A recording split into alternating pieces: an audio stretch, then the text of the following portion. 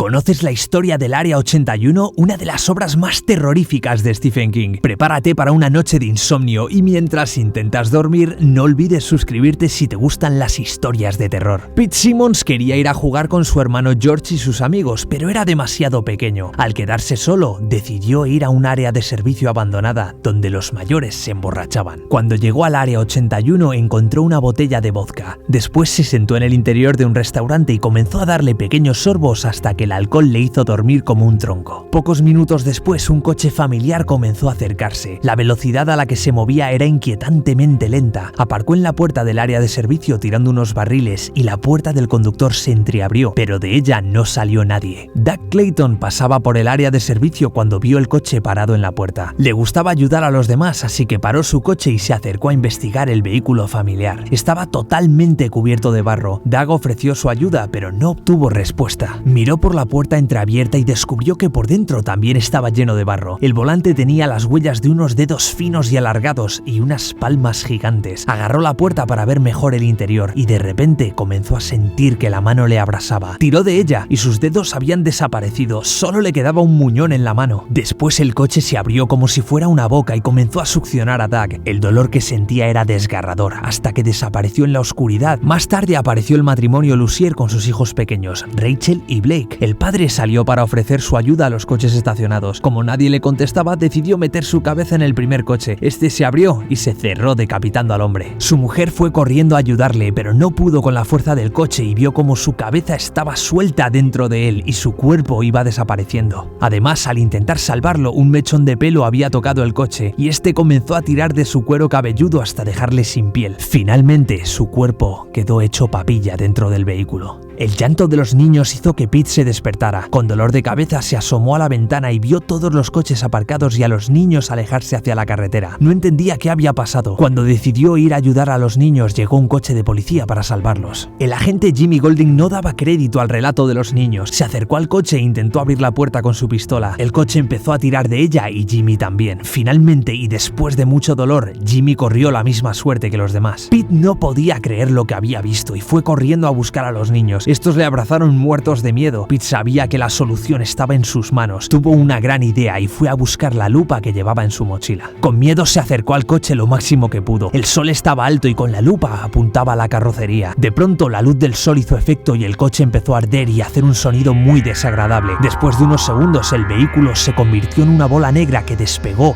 y huyó por el cielo. ¿Qué os ha parecido esta historia? Si has pasado más miedo que en toda tu vida, suscríbete. Y si eres un valiente, suscríbete y dale a like. ¿Qué habrías hecho tú para acabar con el monstruo? Hasta el próximo vídeo.